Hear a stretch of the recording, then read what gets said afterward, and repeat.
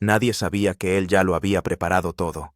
Ni siquiera los más cercanos a él, los hijos que llevaban su sangre, las mujeres que alguna vez le tomaron la mano en las estaciones más tempestuosas, imaginaron que Roberto Carlos, la voz más dulce de Brasil, había orquestado en silencio un capítulo final tan conmovedor para su vida. No dejó una despedida pública ni una balada como canción de adiós.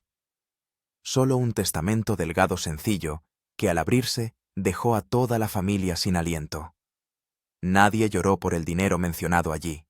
Lloraron porque el hombre que creían conocer resultó guardar un último secreto que ninguno de ellos fue lo bastante sensible como para percibir. Debajo de los reflectores, tras los aplausos ensordecedores y los discos vendidos por millones, Roberto Carlos vivió una vida más silenciosa que todo lo que el mundo imaginaba.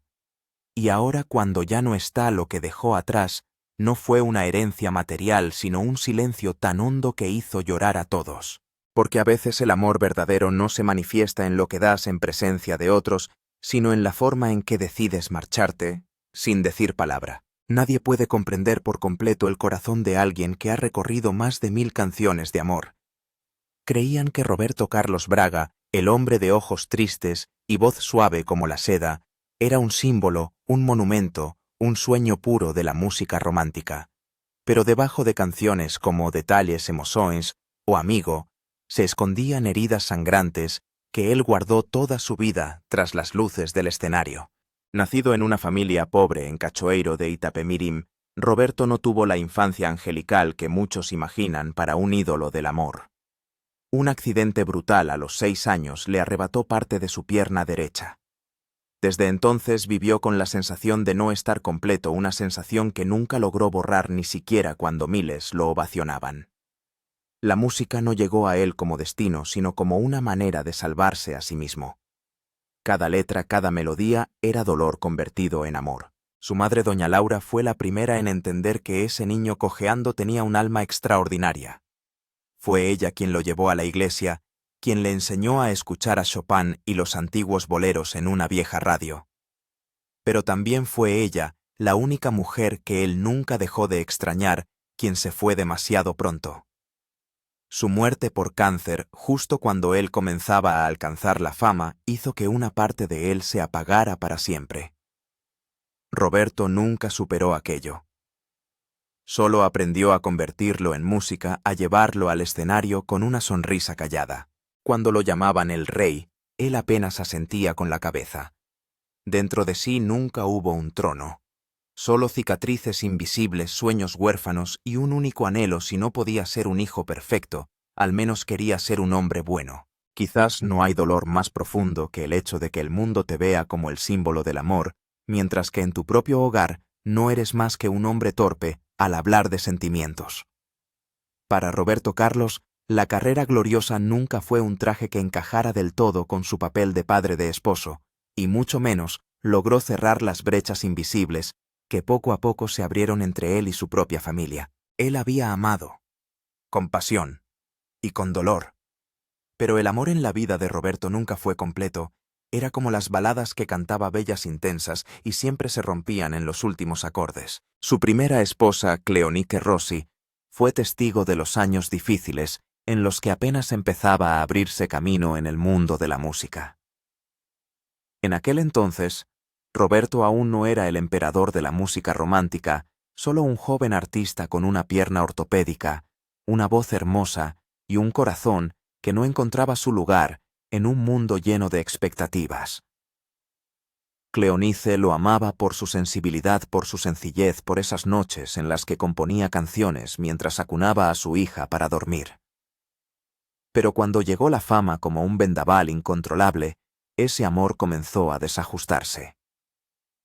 Las noches ausentes, las llamadas breves, las giras interminables abrieron una brecha cada vez mayor entre ellos. El divorcio llegó como algo inevitable.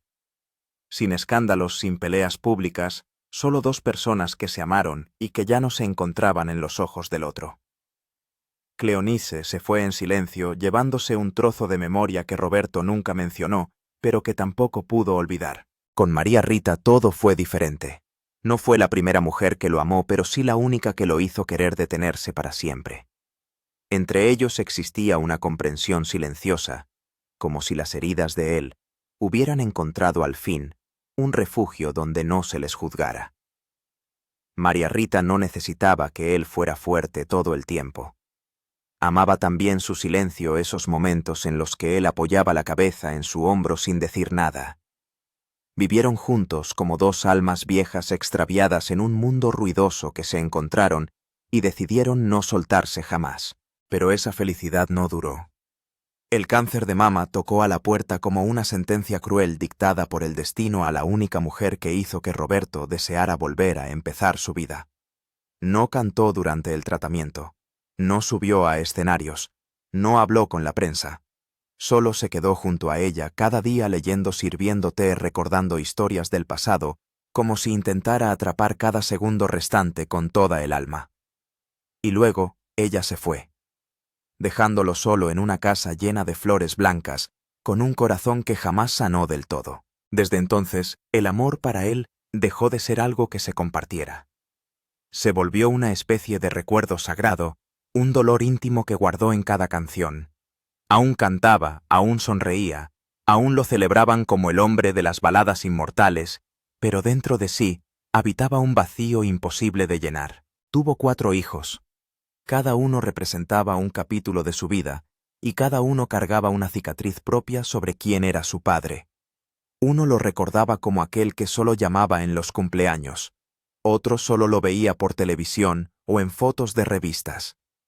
Algunos sintieron celos de la guitarra que él cuidaba con más ternura que cualquier palabra dedicada a sus hijos. Y hubo quien llegó a gritarle: «Amas más al público que a mí». Roberto escuchó todo eso, pero no sabía cómo responder. No era un mal hombre, solo era un hombre que no sabía amar de la manera correcta. Para él el amor no se expresaba con palabras ni abrazos, sino con canciones que dedicó toda su vida a escribir. Creía que ya había amado, pero nunca comprendió que el amor también necesita presencia, necesita escucha, necesita estar cuando más se le requiere. Y por eso sus hijos crecieron en contradicción. Llevaban su apellido, compartían su rostro, vivían entre el resplandor que él había construido, pero dentro de ellos siempre había una parte que se sentía fuera de lugar. Como si vivieran al margen de algo inmenso que nunca se les permitió tocar. Roberto intentó reparar los lazos. Algunas cartas, algunas llamadas, algunos viajes breves. Pero pronto entendió que la distancia creada por los años no se cura con encuentros apresurados. Así que se retiró otra vez, aportando en silencio, observando desde lejos, encargando regalos para los cumpleaños. Una vez su segunda hija le confesó a una amiga: «Mi padre nunca me abrazó, pero siempre acertó con mi talla de zapatos en cada regalo que mandaba». Amar de esa forma en silencio y con carencias era algo que ni el propio Roberto podía perdonarse. Pero la vejez no le dio oportunidad de empezar de nuevo. Y la memoria, como escribió alguna vez en Detales, es lo más aterrador cuando uno empieza a entender todo lo que dejó escapar. Nunca dijo «lo siento», pero dejó todo eso en su testamento, actuando con equidad sin distinciones, reconociendo a todos como un padre imperfecto pero que siempre amó a su manera. Y quizás la verdad más dolorosa es esta: cuando un padre muere, es cuando los hijos empiezan a entender quién fue realmente. No una leyenda, no un cantante, sino un hombre lleno de contradicciones, lleno de heridas, que amó tan profundamente a una sola persona que lo que quedó de su amor solo pudo sobrevivir como sombras distantes. Nadie en la familia sabía que Roberto Carlos había escrito en secreto su testamento durante los últimos meses que vivió en su villa frente al mar en Urca. Aquella casa solía estar llena de risas, luz del sol y aroma a lavanda, donde María Rita solía preparar té cada mañana y él tocaba la guitarra al atardecer. Tras la muerte de ella, el lugar se volvió tan silencioso que incluso los empleados bajaban la voz al cruzar el porche. Allí en soledad, Roberto vivía como quien espera un último tren, sin apuros, sin ansiedad, simplemente anotando cada día aquello que nunca dijo, aquello que en toda su vida no logró expresar con palabras. Y entre esas cosas quedó un testamento escrito a mano, no largo, pero suficiente para cambiarlo todo. El día que su abogado personal abrió el sobre lacrado ante la presencia de sus hijos, nadie imaginaba que todo sería tan simple. No había despedida, ni párrafos conmovedores, ni recuerdos escritos. Solo unas cuantas páginas en blanco y negro, números, nombres, y una decisión que apretó el corazón de todos los que llevaban su apellido. Roberto no repartió su patrimonio de forma tradicional. No hubo heredero principal. No hubo distinciones por lazos de sangre ni excepciones para ninguno de sus hijos. Dejó el 80% de su fortuna personal, que incluía los derechos de su catálogo musical, acciones de su discográfica, la villa en Río, la casa en Miami, pinturas y una colección de relojes de lujo a un nombre que nadie esperaba: Instituto María Rita. Era una organización sin fines de lucro que había fundado en secreto apenas un año antes de su muerte, bautizada con el nombre de su esposa fallecida, la mujer que él decía que era la única forma en la que entendí qué es la paz. El instituto se dedicaría a apoyar a mujeres con cáncer de mama en zonas rurales de Brasil, lugares donde, según él, la esperanza es un lujo. El abogado leyó un extracto del testamento con voz entrecortada. Perdí al amor de mi vida no por el destino, sino porque la medicina llegó demasiado tarde. Si alguna vez canté sobre el amor, ahora es momento de convertir eso en acción por última vez. Sus hijos, 4 personas con recuerdos distintos de su padre, guardaron silencio absoluto. Nadie dijo una palabra, nadie se atrevió a preguntar por qué. Porque sabían que en ese momento ya no hacían falta explicaciones. El amor no siempre llega en abrazos o en un «te quiero». A veces llega cuando un padre decide no quedarse con nada para sí, para que la memoria de la mujer que amó siga viva en cada vida salvada. El 20% restante se dividió en partes iguales, sin importar si eran hijos biológicos o no. Sin condiciones. Sin supervisión. No juzgó a nadie por encima de otro.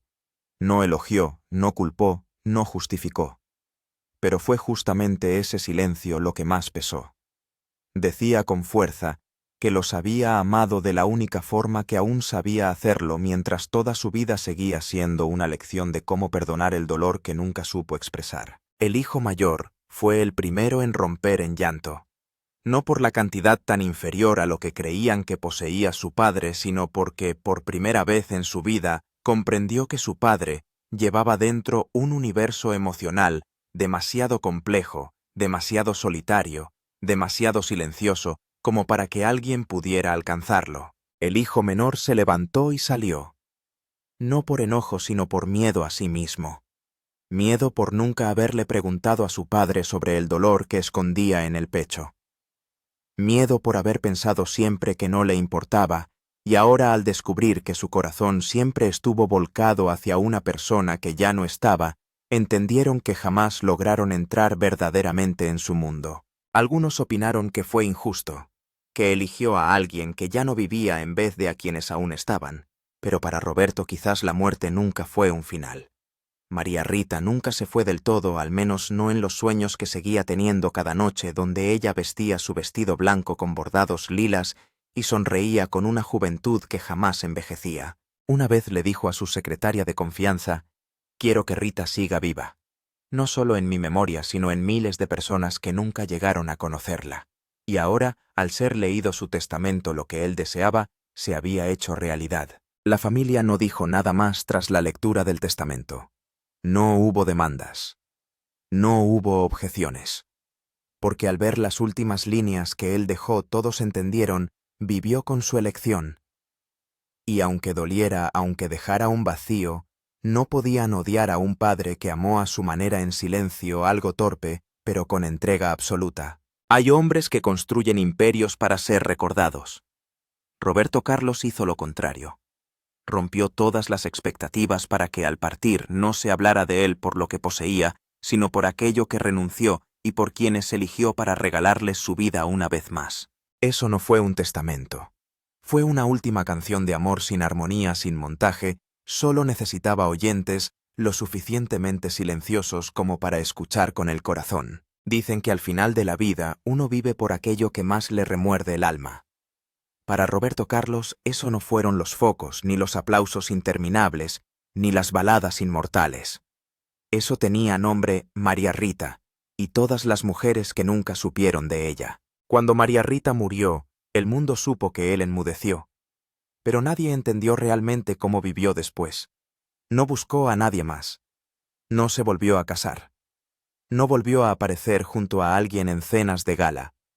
Vivió en silencio, como si el mundo entero se hubiera ido con el último suspiro de aquella mujer. Cada mañana seguía despertando temprano como cuando ella vivía. Seguía preparando 2 tazas de café. Seguía poniendo la música clásica que a ella le gustaba. Y se sentaba a mirar la silla vacía en el porche, como si ella simplemente hubiera salido un momento y estuviera por volver. Alguien le preguntó una vez: ¿por qué no sigue adelante? Y Roberto respondió con una leve sonrisa: ya recorrí todo mi camino. Pero luego, una tarde de invierno del año 2021, al pasar frente a una clínica en las afueras de São Paulo, escuchó por casualidad la historia de una joven que lloraba. Acababa de descubrir que tenía cáncer de mama en fase inicial, sin dinero, sin familia, sin medios para tratarse. Dijo entre lágrimas: ojalá viviera en una ciudad más grande. Roberto no entró. Pero esa frase lo persiguió. Lo llevó de vuelta al pasado, a los días en que María Rita supo demasiado tarde que estaba enferma. A las veces que se sentó junto a ella en el hospital, donde ni todo el dinero podía comprarle tiempo. A esa sensación de impotencia al ver cómo el amor de su vida se apagaba en silencio. Y entendió, si el amor aún vivía en él, debía entregarlo esta vez no a una persona, sino a miles que nunca habían sido amadas como merecían. Así nació el Instituto María Rita, sin actos de inauguración, sin ruedas de prensa, sin reflectores. Usó discretamente su propio dinero, su fama y sus contactos para fundar una organización benéfica que operaría en zonas remotas de Brasil, donde las mujeres con cáncer no tenían cómo acceder a un tratamiento. El instituto no llevaba su imagen. En el logotipo solo aparecía una flor de lavanda, la que María solía plantar en el balcón. En los expedientes médicos nadie mencionaba a Roberto Carlos como una estrella. Solo sabían que algún fondo pagó sus quimioterapias, les consiguió alojamiento, transporte y una oportunidad para seguir viviendo. Él mismo escribió en una carta interna al primer equipo: no creé este instituto para redimirme de nada. Lo hice porque no puedo permitir que otra mujer muera solo porque la esperanza llegó tarde. El instituto empezó en una pequeña sala en Goiás y se expandió a otros estados como Pernambuco, Maranhão, Bahía. Cada mes cientos de mujeres eran diagnosticadas a tiempo. Cientos de familias no perdían a sus madres ni a sus esposas. Y en cada historia contada había alguien siempre presente en las sombras, que nunca aparecía, pero estaba en cada lágrima que alguien ayudaba a secar. Lo curioso es que durante los últimos 2 años de su vida, Roberto nunca visitó el instituto. No quería construir la imagen de un salvador. Solo pedía recibir informes semanales y escribía cartas a mano para las pacientes que estaban en tratamiento. Algunas iban con tinta azul, la letra temblorosa, pero cada frase estaba llena de ternura. No sé tu nombre, pero sé que estás siendo más valiente que nunca, y creo que mereces vivir. En noviembre del año 2023, al notar el deterioro evidente de su salud, pidió a su secretaria que preparara los documentos para transferir todas sus acciones de la compañía musical, valoradas en millones de dólares, a nombre del instituto. Cuando le preguntaron si estaba seguro, Roberto solo dijo suavemente: la música me lo dio todo. Ahora es momento de devolverlo.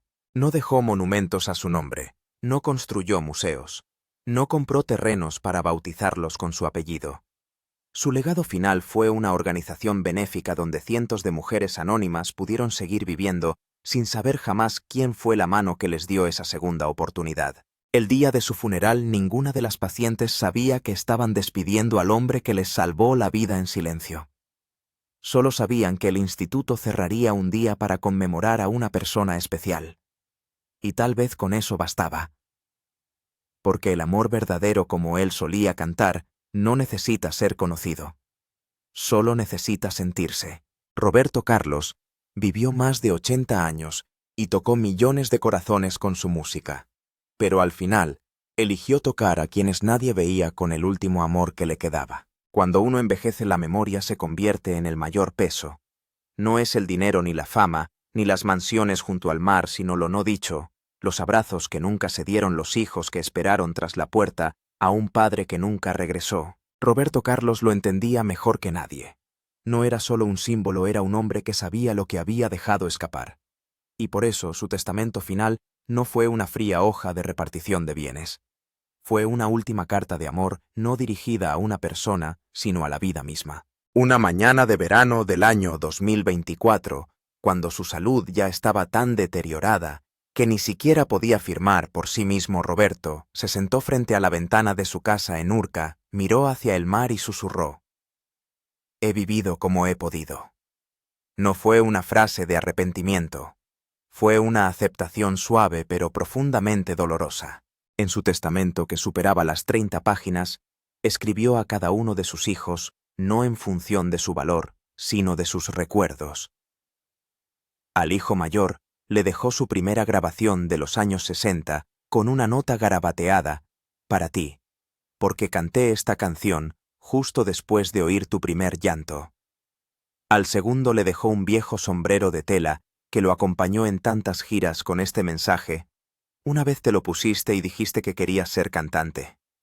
No te respondí, pero lo guardé hasta hoy». Al hijo menor le dejó una guitarra antigua no por su valor, sino porque fue la única guitarra que usó en tu fiesta de cumpleaños una única vez. Y escribió: «En ese momento pensé que cumplía con mi deber. Hoy entiendo que era el instante en que más me necesitabas. Perdona si no estuve lo suficiente». Los hijos, aunque llevaban heridas diferentes al leer estas líneas, no pudieron contener las lágrimas. No por el valor de los objetos, sino porque por primera vez en sus vidas veían al padre que tanto esperaron aparecer en cada palabra, como un hombre desnudo, lleno de errores, pero también de una honestidad profunda. La mayor parte del patrimonio financiero, como ya se sabía, fue destinada por Roberto al Instituto María Rita, pero tampoco olvidó a las cientos de personas que lo acompañaron en la sombra, desde su secretaria de más de 40 años, el chofer fiel que lo llevó por todo Brasil, hasta el zapatero humilde de Río de Janeiro, quien le confeccionaba a mano cada par de zapatos para el escenario. A cada uno les dejó no solo dinero, sino un recuerdo personal, a veces solo un viejo pañuelo de seda, una fotografía Polaroid o una nota escrita a mano. Lo que más conmocionó a la prensa fue que Roberto Carlos no dejó ni una sola parte de su herencia a las discográficas que firmaron con él, pese a que lo ayudaron a alcanzar la cima. En el testamento escribió: «Le debo a la música, no a la industria». Al final del testamento no había una palabra de fin, solo un breve párrafo, como si hablara consigo mismo, o quizá con los millones que alguna vez cantaron con él, que lloraron en la noche por una canción llamada «De tales cama e mesa» o Lady Laura. «No soy una leyenda. Soy alguien que amó a veces de forma equivocada. Perdí, canté, estuve en silencio tras bambalinas de la vida de quienes amé. Si dejo algo, no es una canción, es una disculpa y un agradecimiento». Quizá fue esa brutal sencillez lo que convirtió su testamento en una última canción de amor sin melodía, solo con el corazón para sentirla. El día que murió Brasil, no solo perdió a un artista, perdió una parte de su memoria colectiva. Las madres ya no oirían Jesucristo en la cena. Las parejas ya no se tomarían de la mano bajo el sonido de Amigo. Y los niños que crecerán en un mundo sin Roberto Carlos solo escucharán a sus padres decir: «Él cantaba lo que nosotros no sabíamos decir». La historia de Roberto Carlos no termina aquí, porque no dejó un monumento. Dejó vida, perdón y una forma de amar en silencio que el mundo moderno empieza a olvidar. Y ahora, cuando las luces se han apagado, cuando la música se ha callado, ese hombre con su pierna artificial, sus ojos profundos y un corazón incompleto al fin puede descansar. Ya no hay presión por escribir, por cantar, por vivir para otros. Solo queda él y las cosas que amó. ¿Y tú? Si un día supieras que vas a dejar este mundo, ¿qué dejarías? ¿Una herencia de dinero o una herida curada? ¿Una cuenta bancaria o una canción que nunca lograste regalar? Si esta historia te ha conmovido, no olvides